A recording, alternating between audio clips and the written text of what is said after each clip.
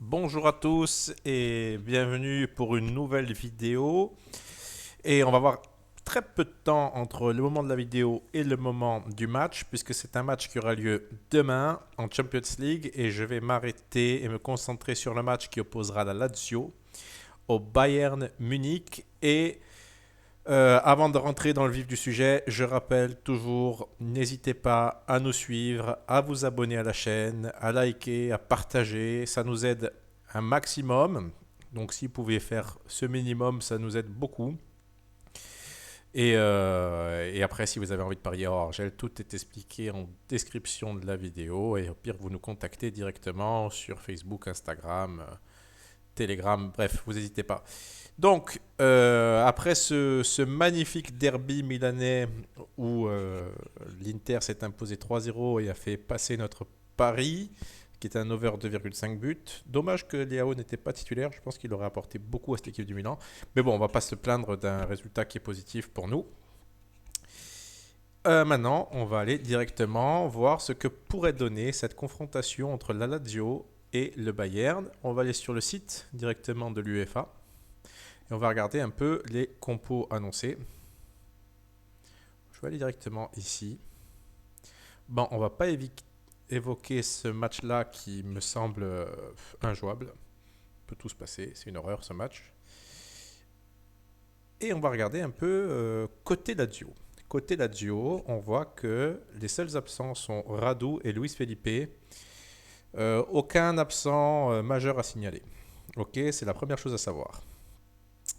Côté Bayern, pas de Pavard, pas de Thomas Müller, Tolisso, Gnabry, Costa, Nubel, Nyanzou. Alors ça veut dire quoi? Ça veut dire que Pavard est une pièce importante. On va pas dire qu'elle est fondamentale, hein. C'est une pièce importante dans la défense à 4 du Bayern. Il est souvent latéral droit, même si au fur et à mesure il a perdu sa place. Mais dans les gros matchs, je pense qu'Hansi Flick le mettait assez régulièrement et il faisait partie de l'équipe qui a gagné la Ligue des Champions en étant titulaire, bien entendu. Thomas Müller est très important dans ce système, même s'il est vieillissant. On voit que depuis l'arrivée d'Hansi Flick, il a une seconde jeunesse et surtout, c'est son entente avec Lewandowski qui fait que c'est un joueur ultra important dans cette équipe du Bayern. Tolisso est un joueur remplaçant, très bon, mais il pourrait prétendre à une place de titulaire régulièrement. Hansi Flick fait tourner, donc c'est quand même une absence semi-importante. Gnabry, lui, est d'habitude titulaire. Costa est un joueur de banc, il a toujours été, partout où il passe de toute façon. C'est un joueur qui a pour vocation à rentrer en cours de match et essayer de faire la différence. Bon, on a vu ça, on va voir un peu ce que nous donne comme info cette preview.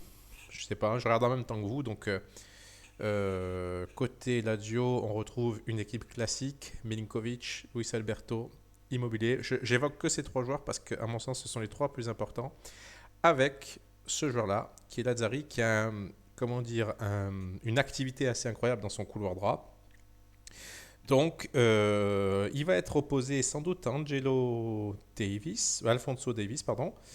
Et ça va être très intéressant de voir comment il va se comporter face à un joueur qui lui rend autant de vitesse, voire qui est plus rapide.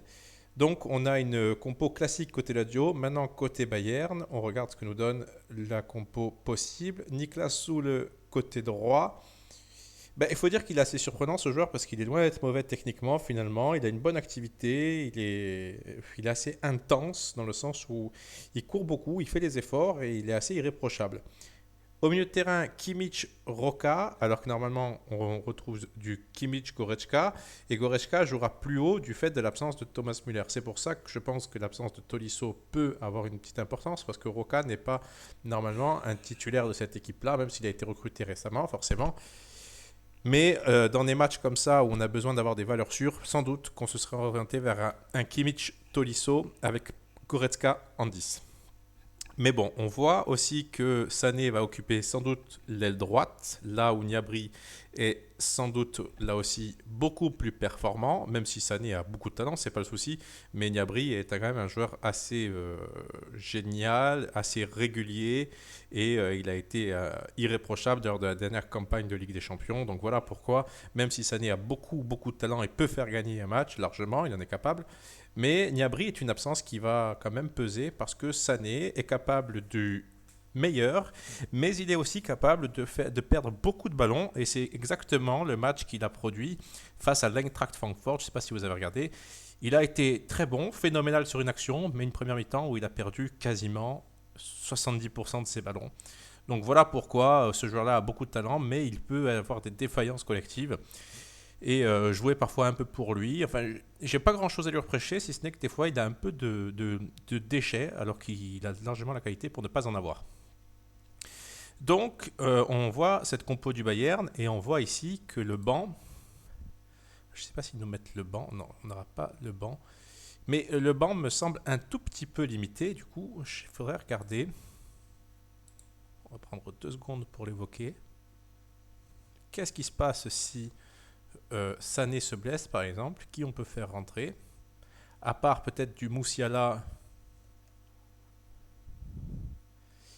eh ben, il n'y a pas grand monde qui est capable de jouer offensivement dans cette équipe-là. Donc j'espère pour eux qu'ils n'auront pas de blessés dans ce match, parce que à part, je crois que c'est Jamal Moussiala, pardon. À part ce joueur-là, il n'y a pas grand monde qui peut arriver et changer le cours du match. Donc on aura un 11 du Bayern qui ne sera qu'un 11 en fait, puisque les remplaçants euh, euh, pourraient ne pas apporter grand-chose. Je dis pourrait parce que, évidemment, on peut tomber sur le match où l'entraîneur fait des super changements, mais comme ça, de base, ils n'ont pas forcément la qualité pour déstabiliser. C'est pas comme si on faisait rentrer Douglas Costa ou Serge Gnabry, par exemple. Alors que la Lazio, elle, marche un petit peu sur l'eau, malgré leur défaite face à l'Inter. On voit que c'est quand même une équipe grandement en confiance. Regardez un peu cet état de forme, je ne sais pas si ça va se produire. On voit quand même une seule défaite à signaler, c'était face à l'Inter, qui est leader du championnat. C'est assez bizarre d'ailleurs cet Inter, mais bon, ça gagne, et ça gagne assez largement, donc il doit avoir du gros talent. Mais en tout cas, cette Lazio est sur une super série, et le bet qui va m'intéresser ici. Alors déjà, il faut savoir que la Lazio a chuté, elle était à plus de 5 il y a encore 2 jours. Et je trouve cette cote extrêmement folle pour cette Lazio. Parce que si on fait... Oula. Pour vous donner une petite idée, c'était à 5,10. Pardon, excusez-moi pour ça. Hop, divisé. Ça nous donne 19% de chance.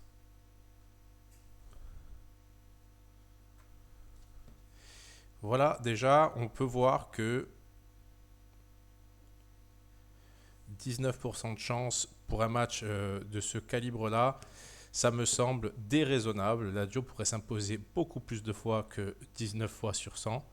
Et là, maintenant, avec la cote actuelle, divisé par 4,68, les bookmakers estiment à 21% de chance la victoire de la Lazio, ce que j'estime encore que c'est largement value, parce que la Lazio, à mon sens, pourrait gagner, je vais dire un chiffre qui paraît fou, mais pourrait bien gagner 30 fois ce match-là, parce que, et je vais essayer de justifier pourquoi, parce qu'ils auront un avantage considérable, à mon sens, au milieu de terrain, parce que la paire, enfin plutôt le trio Lucas Leiva, voilà, il est là, Milinkovic, Luis Alberto n'a pas grand-chose à envier à un trio Kimmich, Roca, Goretzka. Déjà parce que Roca n'est pas un habituel titulaire, parce que Goretzka va jouer à un poste qui n'est pas spécialement le sien, même s'il y a Schall qui joue un peu plus haut. Kimmich, lui, est injouable, il est monstrueux, il n'y a aucun souci là-dessus. Mais il y a quand même un avantage net, à mon sens, au milieu de terrain pour la Lazio, et s'il n'est pas net pour beaucoup, on peut dire qu'il y a quand même un rapport de force très proche des équipes, au moins au niveau du milieu de terrain. En attaque, Immobilier est très intéressant. Correa va poser beaucoup de mal à cette défense du Bayern qui est un peu trop lourde, parce qu'on devrait voir Boateng alignés. Niklas Zule n'est pas un joueur lent, mais c'est un joueur qui a du mal à démarrer. Les deux joueurs rapides sont Alaba et Davis, mais Davis peut pêcher par son placement défensif. Et Alaba également peut pêcher par un placement défensif parce qu'il est à la base, arrière gauche et non arrière central. Donc des fois, il se place plutôt mal sur certaines situations de contre-attaque et son alignement défensif peut laisser à désirer. Donc, si on résume, on a deux joueurs prétendument lents, que sont Soule et Boateng. Soule lent dans le démarrage, Boateng lent tout court. Alaba et Davis sont des joueurs naturellement portés vers l'offensive, ce qui fait que, il faut savoir que Davis n'est pas un arrière-gauche de base, ça fait que très souvent, ils peuvent mal se placer et laisser des espaces dans leur dos. Donc voilà pourquoi j'opterais ici, je ferai pencher la balance côté Lazio. Et le bet qui m'intéresse, et je vais voir à quel côté elle est ici, est un over 1 pour la Lazio, 1,80, sachant que je l'ai posté il y a 3 jours sur le club, c'est pour ça que je vous invite à nous rejoindre. Elle était à 1,88, donc on a subi une large perte et on a pris la value à mon sens au meilleur moment. Mais je pense qu'il y a encore de la value parce que pour moi cette Lazio peut s'imposer, elle peut même s'imposer nettement. C'est pour ça que cette cote de 5 me paraît quand même folle. Évidemment, ils peuvent se prendre une fessée, il n'y a aucun souci là-dessus. Mais dans un bon jour, cette Lazio-là peut battre n'importe quelle équipe et du fait de leur avantage au milieu de terrain, de leur capacité à savoir jouer le contre-attaque, à savoir exploiter les espaces dans le dos d'une défense, et c'est le point fort de Immobilier, on pourrait les voir marquer au moins une fois très facilement. Et je pense que les voir marquer 2 voire 3 fois me paraît vraiment cohérent. Donc voilà ce que je pouvais vous dire sur ce match-là. J'espère que ça vous aura plu, que j'ai été clair également. N'hésitez pas à laisser vos commentaires sous la vidéo. Voilà, n'hésitez pas à jouer un peu le jeu avec nous pour qu'on puisse non seulement se développer, mais aussi nous inciter à faire d'autres vidéos de ce genre-là. Voilà, bonne soirée à tous, bonne semaine et bonne chance dans votre betting.